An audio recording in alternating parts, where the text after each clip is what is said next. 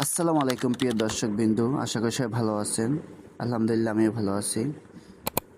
প্রিয় দর্শক, আমরা সবাই ফেসবুক ব্যবহার করি। ফেসবুকের নিউজ ফিডে যদি এরকমের আপনাদেরও অটো ভিডিও প্লে হতে থাকে, এটা আপনারা কিভাবে বন্ধ করবেন আসুন আমি দেখিয়ে দিচ্ছি।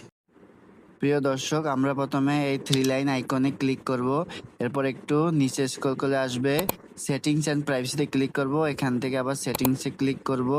এরপর একটু স্ক্রল করলে আমরা মিডিয়া পাবো। এখান থেকে মিডিয়াতে ক্লিক করব। এখান থেকে আমরা on mobile data and wifi এবং অনলি ওয়াইফাই এই দুটো টিক চিহ্ন তুলে দিয়ে নেভারে ক্লিক করে দিব। প্রিয় দর্শক, এখন আমরা ব্যাকে গিয়ে নিউজ ফিডে যাব। ওখানে গিয়ে দেখব ভিডিও অটো প্লে হচ্ছে কিনা।